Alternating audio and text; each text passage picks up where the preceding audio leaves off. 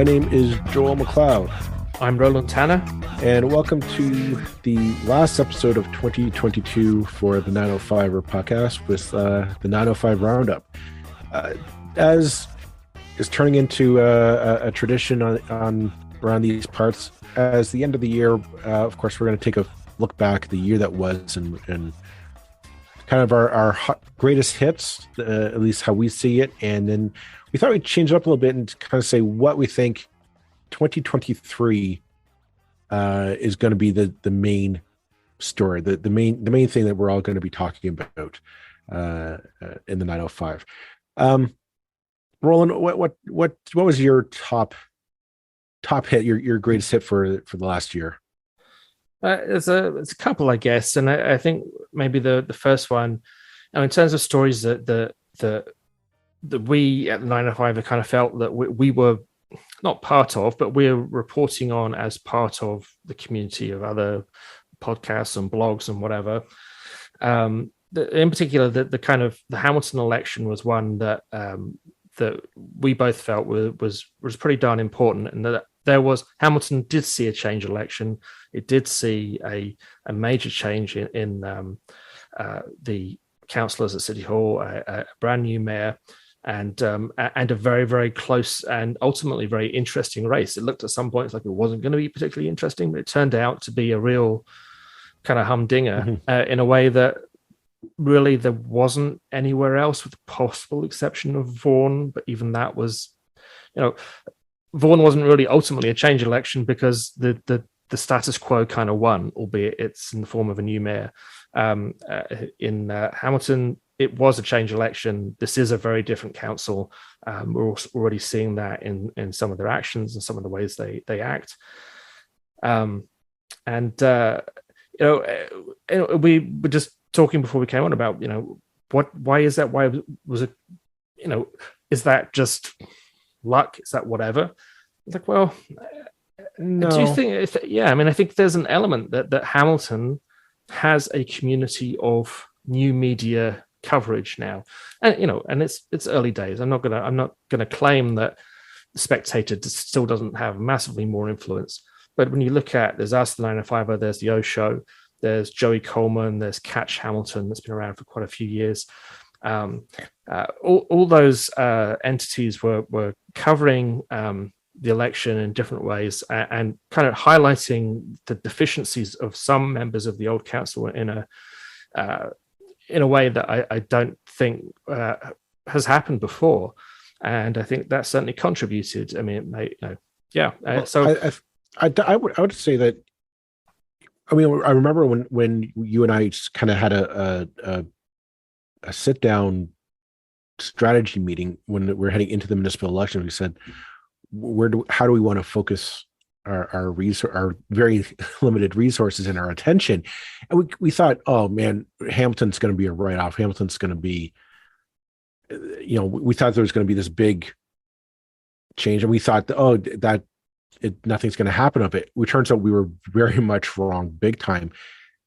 My analysis is that I'm not going to say it's entirely our fault. I'm not that hubristic, but I think definitely we played a part, if not a small part, in just the dialogue on the various issues that people were concerned about. Whether it was the grassroots social organizations, that kind of thing. The issue of sprawl and urban boundaries, the issue of talking about Coots Paradise and the leak, just there's so many issues, and the general sense of the old council was ignoring the very valid concerns of Hamiltonians, and the fact that for so many decades Hamilton was kind of viewed as this kind of it's a city that could have been, and it was kind of I don't know about you, but I got the sense through the course of the election, the course of the year, and talking to people about these issues, that the people were kind of fed up with just that status quo happening. There were people who said, no, we don't want to be this city that could have been. We want the city that is. We want to change the city for the better. and they went, and a lot of those people kind of went to, I thought, jumped into the race and said, no, I'm done sitting on the sidelines, and I'm going to get my head in the game, and I'm going to see if I can make a go of it. The next 4 years, I think, will be interesting to see how Hamilton interacts with the province. We've already seen that the province is very much, I think, antithetical to a lot of what this council is hoping to accomplish. We already saw that despite the last good thing that the previous council did with maintaining the urban boundary where it is, the status quo in that, and saying we're going to focus on intensification in the downtown area, which is badly needed. The province said, nope, we're overturning that. You're going to go into the white belt and possibly even continue past that into the green belt to build. This in complete violation or complete opposition to the will of the people. How's that relationship going to pan out over the next 4 years? We'll wait and see. But I think Hamilton is, you're right, though. There's this new media is here that we're going to be able to kind of keep our eye on it and keep a finger on that pulse a lot better than kind of the traditional legacy media has been. That's kind of why we started the podcast, is that legacy media, the Toronto Star, Globe and Mail, and National Post, they've ignored this region for so long. And perfect example, you and I just mentioned this to you before we hit record. During the election, Robert Benzies of the Toronto Star said, "Oh, Brampton is the race to watch. That's the most exciting race out there." Brampton was called within a half hour, people, on election night. There was no contest there. Yeah. We both, and here I will put up my hand and absolutely brag and say, we called that long. It's like, no, that is not the race you want to be watching. That's a non-race. It's Brampton a non-starter. Is not even, Brampton is not happening. Brown is going to win. It's tragic and it's horrendous that he would just walk straight back into City Hall, but that was obviously going to happen. So yeah, it's strange but indicative that a really good journalist like Robert Benzie, someone I've got a lot of time for, would be completely off. Don't get me wrong. I have a lot of respect for Robert Benzie. He's a pro in every sense of the matter. It's just institutionally, those papers do not have. I really don't think they have their fingers on the pulse of what's happening in this region. People. Yeah, no, it's just completely off base, completely wrong. And we know, Burlington had its change election 4 years ago, and this election was kind of a snooze fest, but kind of not. There's been some. Well, I mean, it actually brings us to another one of the stories that we kind of feel were important ones for us. And that was the Burlington secrecy story and the reporting by two councillors, basically the whole council, to the Integrity Commissioner of the Councillor for Ward 4, Shauna Stolte, as she tried to sort of raise awareness of how in-camera meetings were being used. I think, I think our coverage of that was important. I think. We got a lot of response to it, of people saying they're very happy that we were able to kind of shine a more critical light on what is going on behind, in camera meetings.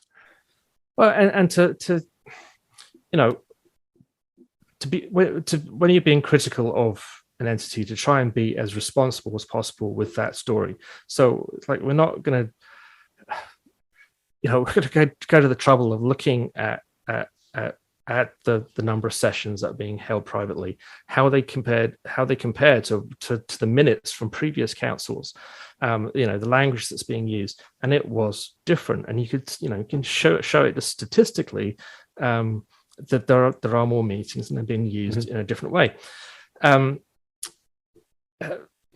I think that kind of thing is again where we can contribute to the debate, hopefully in a responsible and positive way. I dare say some on Burlington Council wouldn't agree with that, but maybe some would. But yeah, I mean, and it was the first time that the Marianne Mead Ward's Council, really, and Marianne Mead Ward herself, took any kind of hit. In municipal politics, the honeymoon period lasts up to 4 years, because people just aren't paying that close attention. So really, it was, Mary Mead Wall could pretty much do what she liked for her first term because she was still the new kid, and she is someone who had built up, for whatever reason, a very strong, and still controls a very strong personal following. So she will say she got back in very easily, but I still think there was some political cost to her because of that story. She won back easily because there was no one running against her worth note. And I with all due respect to the people who did run against her, I'm sorry, that's just the case. And I guess, you had one other story that we covered that I definitely think is one of the ones that we would both point out as being important. Well, we thought it was important, and something that we were kind of proud of, kind of being the only agency kind of study, focused on it, and that was of course the issue of the Halton Catholic School Board pride flag issue. I'll put it there. We started following it just because nobody else was, this was a case of the board turning what really should have been a very simple matter of flying the pride flag at HCDSB schools during Pride Month as a show of solidarity and acceptance to the student population who identify on the LGBTQIA spectrum. Of course, being what it was, it turned into something far more than that, a little bit darker, and we took note of it. We said, well, we're just going to shine a light on what's going on here. I know we ruffled some feathers with it. I'll be honest, I'm a little proud of that. I'd rather be punching up than punching down any day of the week with this podcast. I won't shy away from that. But I mean, in the end, I want to. I really don't want to take the credit for this, because I think there was a lot of grassroots students, teachers, and parents who were fighting, who really put up the fight and put the pressure on. But I do want to say, I felt proud that we were able to kind of shine a spotlight on their efforts and keep that pressure in the limelight. So that ultimately, what happened was the flag is now flying during Pride Month at HCDSB schools, and I'm just proud that we were able to cover that and follow that story all the way through from start to finish. And all the twists and turns that came with it all along. I know a lot of people enjoyed our coverage, and they found it was responsive and influential. And there's kind of one of those things that this wasn't covered by Forrester or Global Mail outside of a little tidbit on a Saturday paper on the back page of the local news issue. This was something that we were able to cover in live tweet and whatnot. I was, in the end, I was very proud of what we did and who we talked to and how we covered it. So I put that in a win. Yeah, I mean, and it's, I think the municipal election from the point of view of the Catholic School Board was quite disappointing in some ways, in that there wasn't more change. However, the two people who certainly we would have picked out as being the most egregiously offensive and dishonest and just absolute disruptive and just in every way calamitous to the business of the school board were Ian Tomasi, who's for some reason his name I struggle with, and Tim O'Brien, and they are both gone. One being voted out and one sort of choosing not to run for re-election and trying his hand at Ward 2 in Burlington and losing by, well, not just a country mile. A very, very, very healthy margin. Basically, he may as well have stayed at home for all the votes he got. And I think that hopefully will tell him exactly how much he is beloved by the people of Burlington. So those two are gone, and that's good. And it doesn't address some of the remaining problems with the whole Catholic School Board system, with people on that board who were not as egregiously ridiculous as those two gentlemen, but who certainly, I believe, are an embarrassment as elected officials. They're just not quite as embarrassing as they were. So hopefully this board can get on with the business of just doing whatever it is that trustees do, in a less self-aggrandizing, less disruptive, less ridiculous fashion. I will tell. Yeah.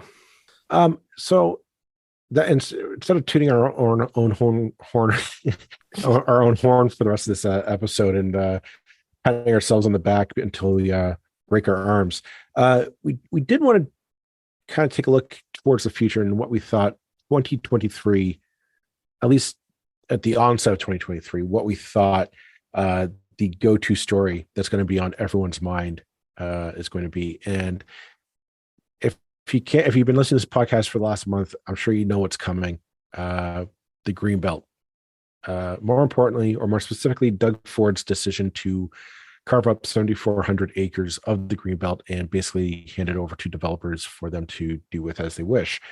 The story is not going away. Our previous episode, we had on Tim Gray from Environmental Defense to talk about their continued pressure to shine a light on what happened. As more and more of the story comes out, it's got the makings of an honest to goodness scandal, like a real bona fide, like shady dealings in the back rooms. Just I'll scratch your back if you scratch mine, kind of old school Tammany Hall corruption.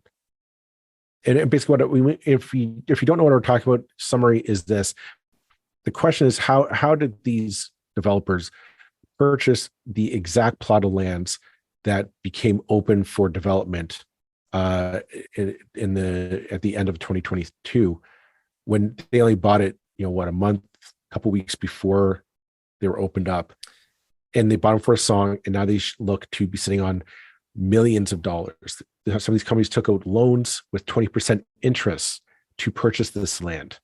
You don't do that on a gamble or on cross my fingers and I hope for the best. Something fishy went on here. We don't know the dust, but this isn't if these guys picked the right plot of land on a lark, these guys are in the wrong business. They should not be developers. Well, it's worth remembering. I mean, we spoke today. Well, we didn't speak today. We spoke in our last episode to Tim Gray from Environmental Defense, and he pointed out, as many have done, the repeated promises Doug Ford made that his government wouldn't touch the greenbelt. But then what we also need to remember is that in 2018, there was a video that was released of Doug Ford speaking at a private fundraising event, the kind of event that happens, if people still were allowed to smoke indoors, they would very much be smoke-filled rooms, which developers and corporate interests and people of wherever pay large amounts of money to go and attend. Doug Ford standing up and saying, once we're elected, that greenbelt's going to go away. Those aren't his exact words, but he made it very clear that attacking the greenbelt was what he meant. So what's happening now really is a confirmation of what so many of us feared and believed was the ultimate agenda. And it's like, yep, here it is. Told you so. But the nakedness and the almost complete lack of kind of apparent compunction or embarrassment about what they're doing. I mean, again, like, governments don't do anything. There's no action that a government will ever take unless someone's asking for it, someone's campaigning for it, someone wants it. And usually it takes a combination of what governments call stakeholders, whether that's the voters, whether that's industry, whether that's a particular group of activists, whether that's whatever. Usually you need a lot of those working over many decades to make progress. The wheels of government turn slow. In this case, there is only one group that is making any pressure on the government with regard to the greenbelt and with regard to the many other attacks on the environment or on housing that have happened, and that is the development industry. And it just so happens that those guys are buying land at the right moment, are getting laws overturned that directly affect a specific plot of land in a specific municipality. I can point to that in Burlington happening. That's not greenbelt land. That's just other land that is just, oh, hey, press, it's funny that this guy who's got a many decade long history of donating to the party gets something that he was asking the council for the last 2 decades. Isn't that odd? And I guess the question we were just sort of throwing around before we came on, and it's like, well, actually, this is kind of, I think, kind of almost the angle that you want to look at. It's like, how does this compare with? Is this the PC's gas plant scandal? I think it's worse. I think it's much worse. It should. So, and the gas plant scandal. I mean, for people who can't think back that far. Hang on. I want to play a test with our listeners. Listeners, what was the gas plant scandal? And I'm asking this seriously to you. Like, can you right now recall in detail what this criminality was over the gas plant scandal? I'm going to bet that you probably don't. Like right now, if you're thinking, yeah, there's something with some gas plants and they moved it around the province, right? Yeah. But what was the actual crime committed? What was the back? Who profited off of that? Who got the big pile of money from moving this? Who got the suitcase full of used notes? And there were no suitcases of used notes. No politician certainly made a penny out of it. For those who don't remember, what happened was there were two gas plants that were planned and approved. One of which they'd actually sort of got as far as building some foundations, that were cancelled as the result of public pressure, local public pressure in Oakville. I'm trying to remember where the other one was. Mississauga, right? So basically, there was opposition, and the big sort of it was done during the election. And big scandal at the time was like, you're only doing that for votes, which I always think is the most hilarious criticism for any government. You're only doing that for votes. It's like, yeah, that's democracy. You do things for votes. Votes means it's popular. So yeah, I think ultimately the corners were cut. It was done with a timing that was clearly political. I don't think anybody can deny that it was political, but it was also ultimately about doing what the people of Oakville and the people of Mississauga wanted. Gas plants were still built. They were just built in other places. In fact, one gas plant wasn't built because this was back in 2008, and there was a massive downturn in power usage. And the other one, I think, went out somewhere near Napanee Way. And there were some additional costs there because Napanee is further away. Basically, you're then in the business of moving power around, which is itself an expensive proposition. You want to have power close to people. So basically, it was a political decision. There was no one got rich out of it. It was an attempt to keep seats, sure, but what's wrong with that in a democracy? As opposed to this, which is literally about money, and which is literally about somebody got rich. Somebody's getting rich off of this, and it's not you or me, folks.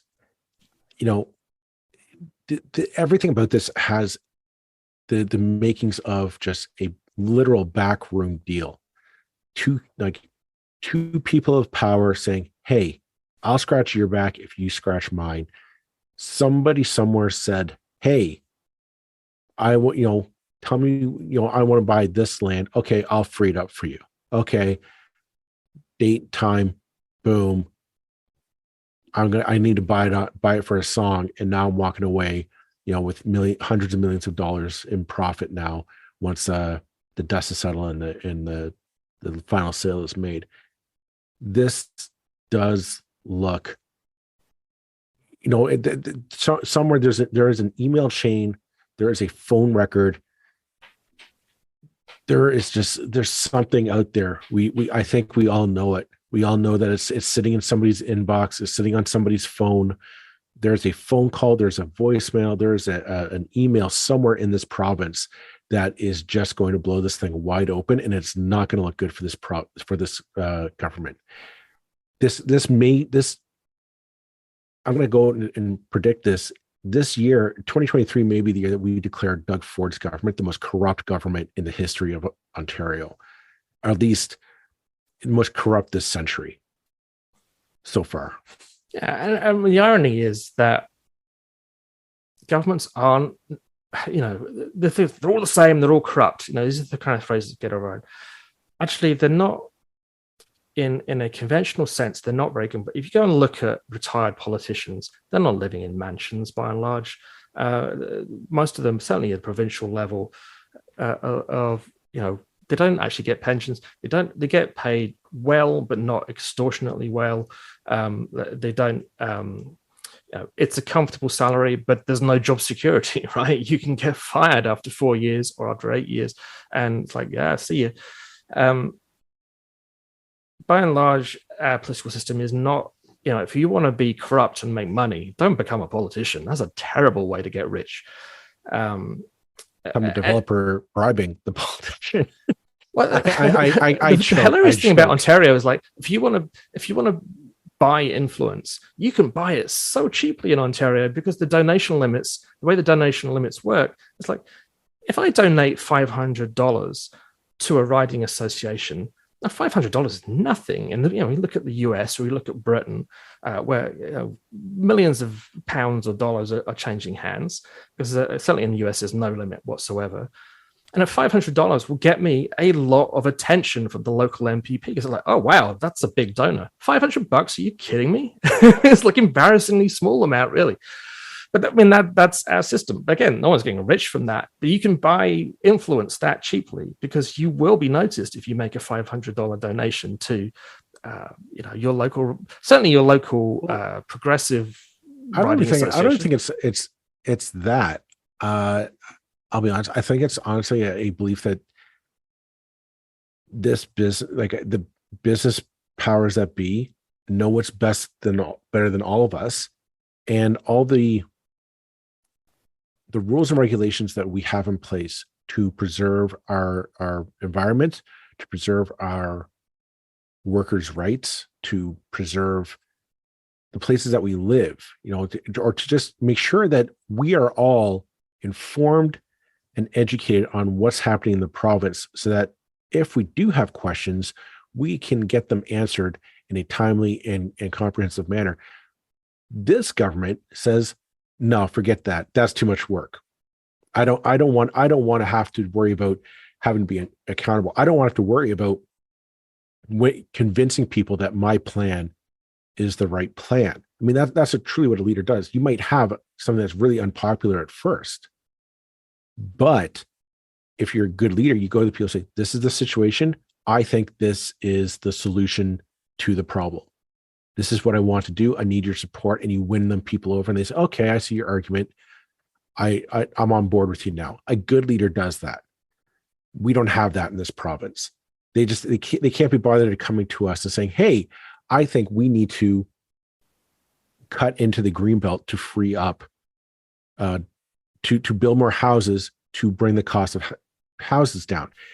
And I mean, right off the bat, all of us, we've had people on this podcast who say, well, no, we don't need to do that. We have plenty of space existing to build there. The problem is just telling a developer, well, you save us from this housing crisis, is kind of like telling the wolf, well, you look after the chicken coop. They're going to, we know that there's no rush for them to build the house or to build affordable houses. So there's no rush for them to build $200,000 homes, when they can say, I can sit on that land, and when it becomes an $800,000 home, I put it on the market, and then I hope a bidding war jacks up to $1 million.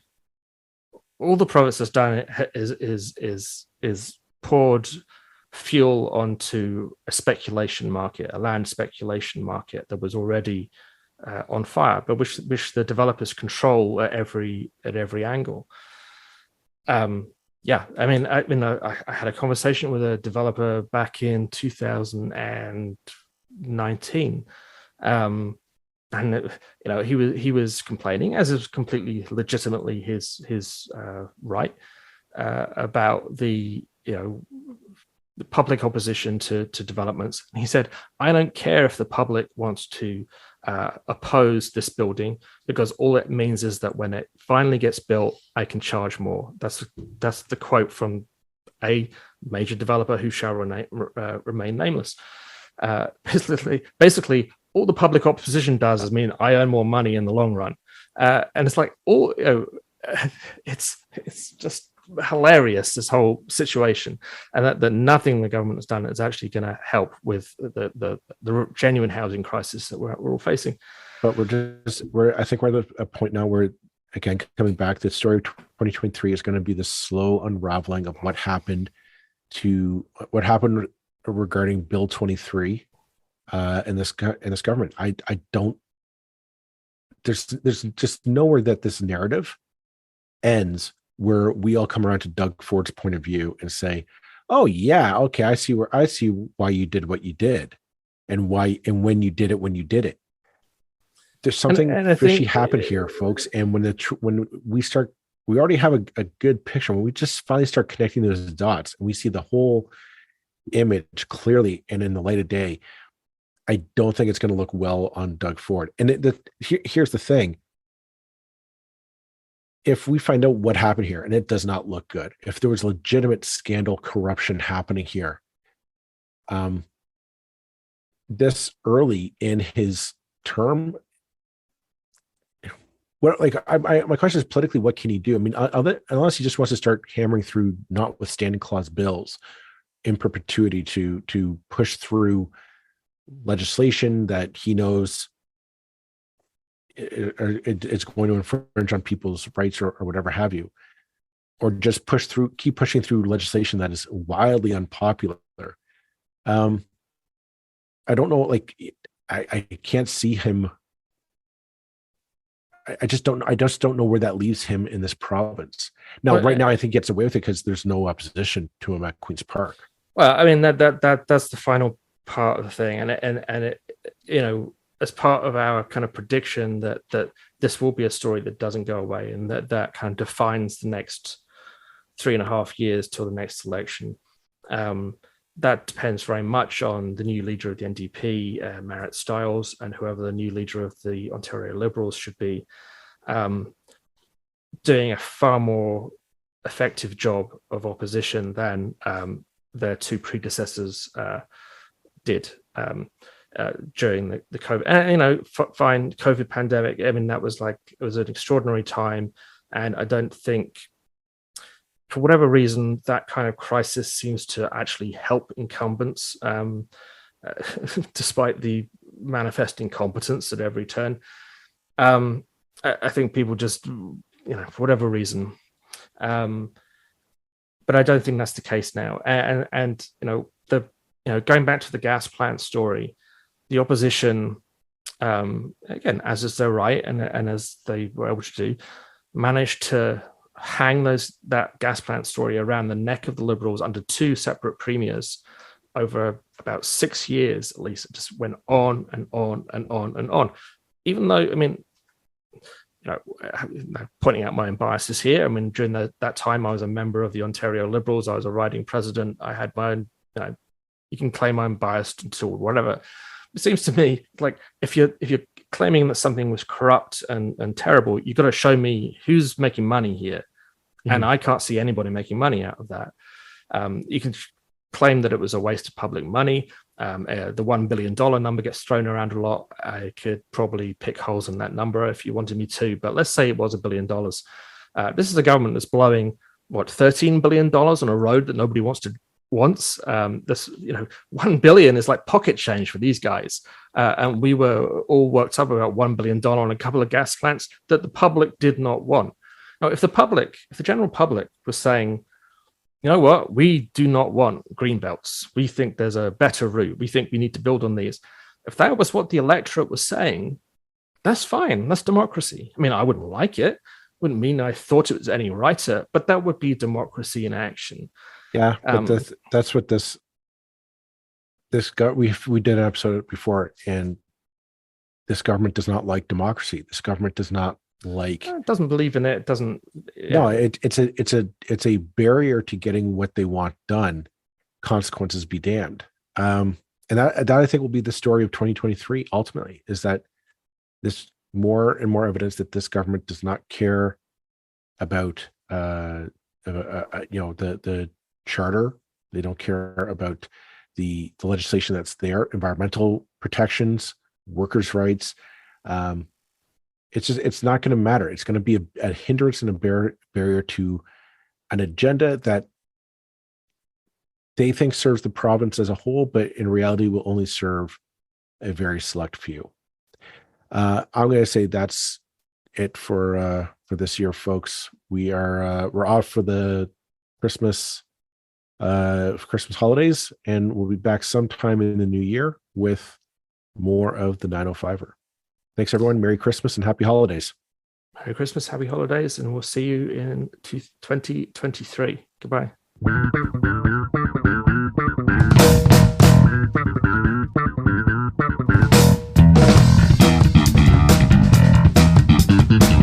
That's it for this episode of the 905er. Thank you for listening. As always, you can send us your feedback, thoughts, and concerns or ideas for future episodes to our email, info@905er.ca. We love to hear from you. You can help us keep the 905er going by financially supporting us through Patreon as well as PayPal. Visit us at 905er.ca and click on the support tab. As well, links are in the show notes for your convenience. Lastly, you can find us on social media. Search for _905er on Facebook, Twitter, Instagram, and LinkedIn. So long for now. See you next time.